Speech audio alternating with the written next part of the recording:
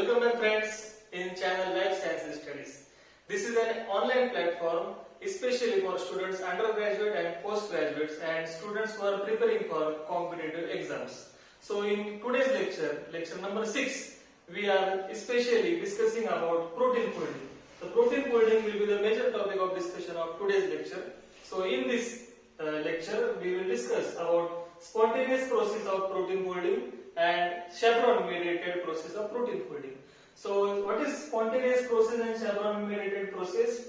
You will get clear in after watching this lecture. So in spontaneous process we have innate forces such as covalent and non-covalent forces who contributes for protein folding, and in chaperone mediated protein folding where you will see some other proteins who are helper proteins who helps the target protein which is suffering from this folding or got treatment by heat shock. So the chaperone mediated and spontaneous process of protein folding are the two processes where we will have the final result of the produced protein, which is native protein, three-dimensionally perfect protein. So without wasting too much time, let's get detail into all these points in lecture number 6.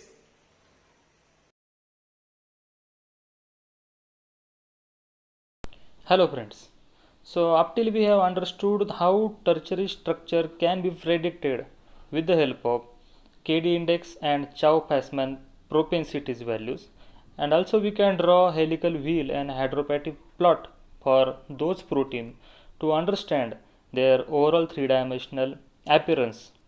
But drawing helical wheel or hydropathic plot is not sufficient. It is only for convenience to understand about three-dimensional structure of protein, but there are other forces which contributes for proper protein folding. In lecture number 5th, we discussed about those points. I have provided link for lecture number 5th. Please check from there. So in today's lecture number 6, we will discuss more about all the forces which contributes for proper protein folding.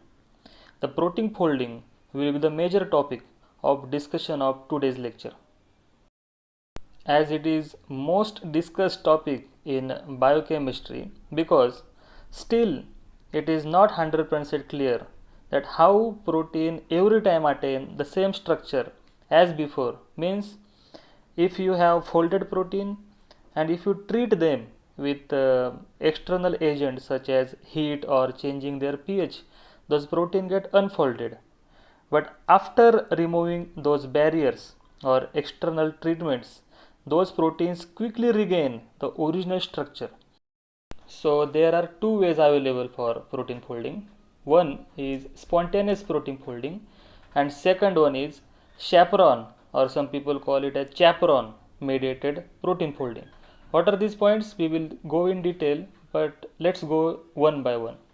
So first way by which protein can fold is spontaneous process of protein folding. Here we will discuss about forces which contributes for protein folding, such as non-covalent forces and covalent forces in a polypeptide chain. So which are the subpoints in non-covalent forces? There are hydrophobic collapse, second one is ionic interaction, third one is hydrogen bonding, and fourth one is transient interactions, who are known as van der Waals interactions in non-covalent case. And in case of covalent forces, we have disulfide linkage which is present between two cysteine amino acids, because cysteine amino acid contain sulfur in their side chain, so they get involved in formation of cysteine bond or disulfide bond between two cysteine amino acids. So we are talking about protein folding where two ways are available. First one is spontaneous and another one is chaperone mediated. So in spontaneous process of protein folding, we have two types of forces. First one is non-covalent and another one is covalent forces. So in non-covalent forces we are discussing here, there are sub forces such as first one is hydrogen bonding, and we have already studied that hydrogen bondings are responsible for formation of secondary structures such as alpha helices and beta sheets. And in helical wheel, we have observed that how hydrophobic amino acids comes on the one side of the helix, so they create hydrophobic phase, and hydrophilic or polar amino acid will arranged on the other face of the helix. So it is analogous to the coin which contain two faces.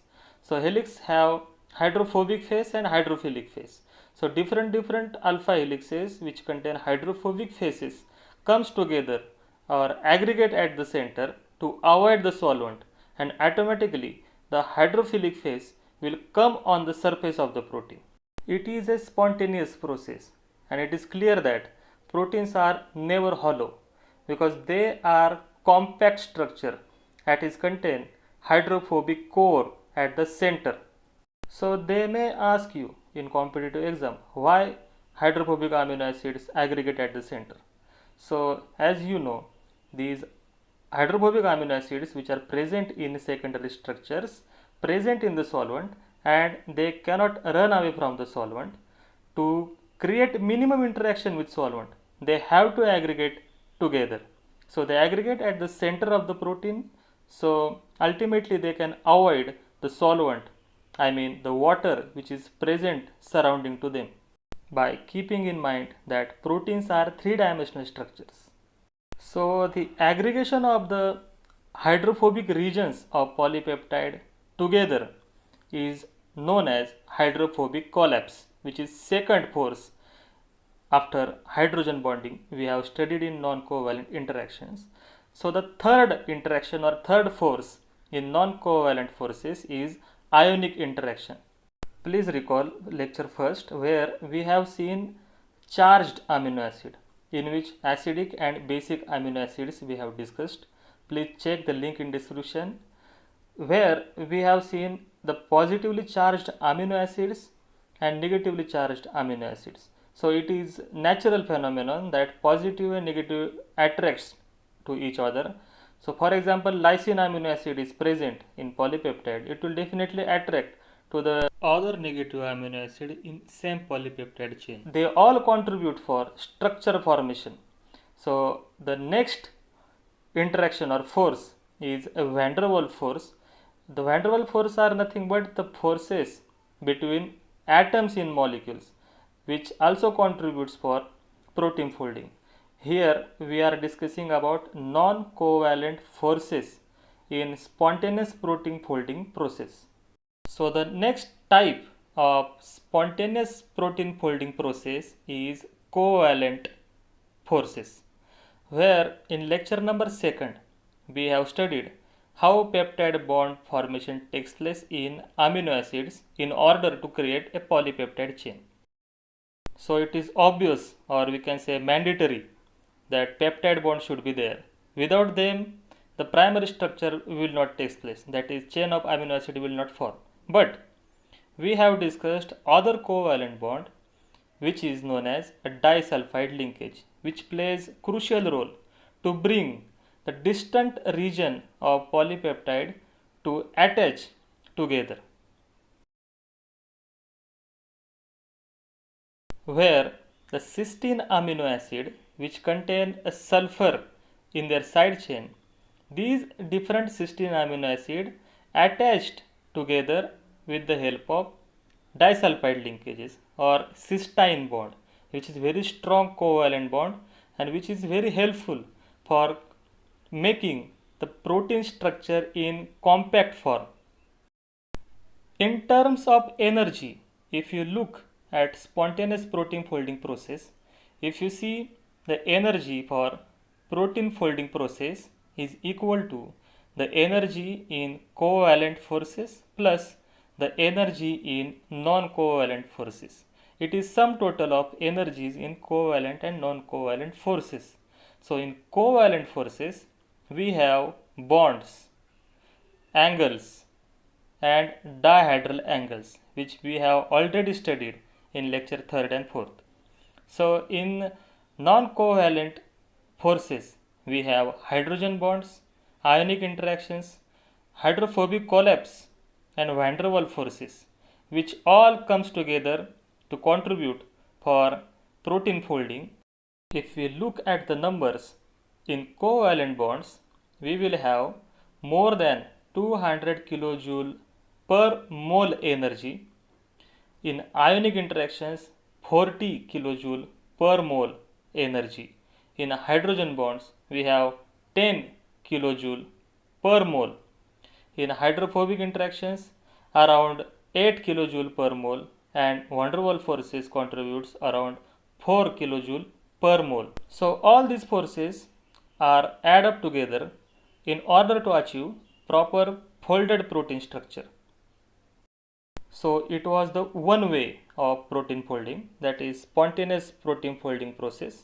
So other way of protein folding is a chaperone mediated protein folding. First, it is important to know what is chaperon and how they are involved in protein folding process. These chaperons are known as heat shock protein. They belongs to the heat shock protein family. As their name is heat shock protein, that's why they are symbolized as HSP, heat shock protein, and they are categorized on the basis of their weight. The weight of these molecules are generally in Dalton. So if the chaperonin is around 40 kilodalton, then it is HSP 40, and if its weight is 70 kilodalton, then it is HSP 70. If its weight is 10 kilodalton, its name will be HSP 10. So likewise, we have different members of heat shock proteins, namely HSP, and the number indicates their weight in kilodalton. I would like to clear one point here, that we are talking about protein folding, and the other type is chaperonin mediated protein folding case. Chaperonins are also protein which helps other proteins which needs to be folded. So the one protein is helping to the other protein to get its proper structure. So the question is, if spontaneous protein folding process can take place in order to achieve three-dimensional structure of protein, why would chaperonin mediated protein folding is there? Okay, chaperonin mediated protein folding is not compulsory process. It is a supplementary process. Please note down this. The chaperonin mediated protein folding takes place in following cases. First, when if any polypeptide is not able to attain its proper three-dimensional structure by its own, then this chaperonin comes in picture to help those proteins which are newly produced to attain their three-dimensional structures. In other case, where a protein which was functionally active but due to external treatment such as heat, that protein get disrupted or lose its three-dimensional structure, in that case, to repair those disrupted protein and to help them to achieve their original form, these chaperonin proteins again comes in picture, because the chaperonins are known as heat shock protein. Why? Because they help other proteins in scenario of heat shock. So these chaperonins are helpful in nature to help other proteins to attain their three-dimensional structure in different scenarios. So it is little bit confusing that if heat shock is there and it causing to other protein to disrupt or damage their structure, why heat shock proteins are not get damaged? So the detailed study still need to carry out on this, but we are discussing here whatever available information is provided. So these chaperonins are active in heat shock condition, so they are called as heat shock proteins. So considering all these points, let's get into the detail about a chaperones mediated protein folding process. Here we have two members. One are known as chaperons and other are known as chaperonins. So what is the difference between them?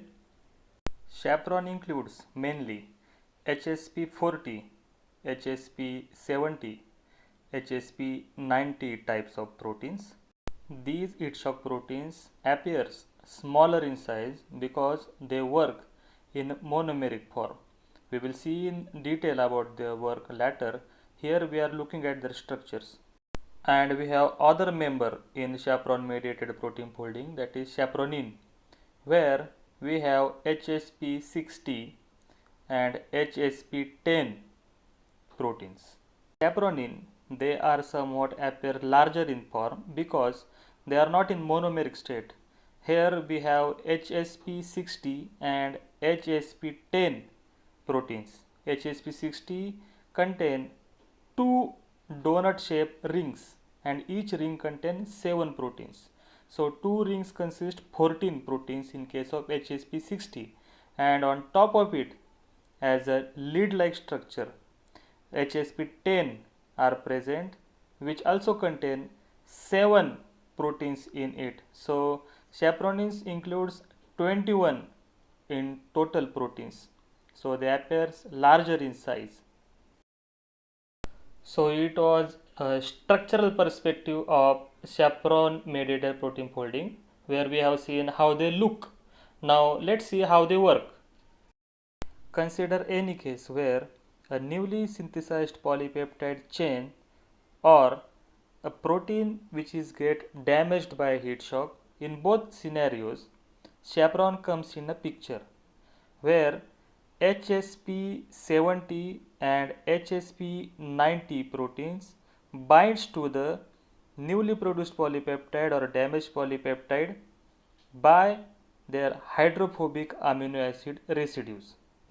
Hydrophobic amino acids of target polypeptide and hydrophobic amino acids of HSP 70 and HSP 90 interacts together, and their binding is facilitated by HSP 40 types of chaperone proteins by the energy which is produced by hydrolysis of ATP molecule by dimeric HSP 70. Now we have somewhat picture like this, where a newly produced or damaged polypeptide which is surrounded by HSP 70, HSP 90 chaperone proteins. By doing so, these chaperones stop that polypeptide chain from getting wrong shape. It was the one job they perform. The another job chaperones perform is that they bring that damaged or newly synthesized polypeptide chain towards the chaperonin, where HSP 70-90 binds to the chaperonins, where it allows to insert that damaged or newly produced polypeptide to enter inside the HSP 60, which is a chamber shaped. HSP 60 in case of prokaryotes are known as GRO-EL protein. GRO-EL is a cup-like structure where it provides an environment to the newly produced polypeptide chain or damaged polypeptide chain to help them to attain their three-dimensional structure. The main components of GRO-EL contain PDI, that is protein disulfide isomerase enzyme, and PPI, that is peptidyl prolyl cis trans isomerase enzymes. Isomerases are the class of enzyme. We will discuss about classes of different enzymes in our next lecture in enzyme studies. So here you should remember which main enzymes are present in GRO-EL in order to help other damaged or newly produced protein to attain their native three-dimensional structure. Please point out that all these chaperone mediated protein folding processes requires ATP molecule as energy source, as hydrolysis of ATP releases an energy which is utilized for other proteins to get their three-dimensional structures. These all things are interconnected. So whatever important points are there, I am mentioning here. So either spontaneous process of protein folding or with the help of chaperone mediated protein folding, our protein is ready. We have taken 6 lectures from single amino acid to the native 3-dimensional folded protein. So the prepared proteins in 3-dimensional native form have to perform their function, and they function at various levels, such as they act as a fibrous protein or globular protein or membrane protein. There are the levels where these proteins functions. Our upcoming lectures are based on the protein functions, such as the role of this protein in enzymes state. So in enzymology we will be discussing more about their enzyme kinetics and other functions with related to their structures.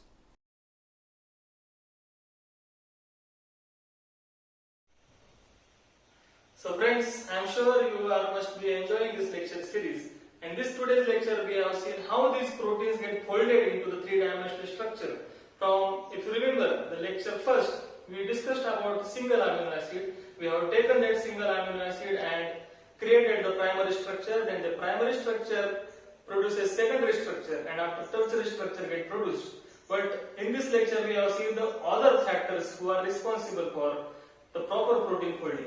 So this was regarding the structural point of view. In upcoming lectures, we will discuss about the function, especially the enzymes, the role of enzymes with respect to the enzyme kinetics, the Michaelian-Menten equation, and Lineweaver-Burr plot will be the topic of discussion in next lecture. So I am sure you are enjoying this lecture series. If yes, then please like this video and share among your friends. And please subscribe my channel. Thank you very much for giving your time. We will meet again in lecture number 7. Bye.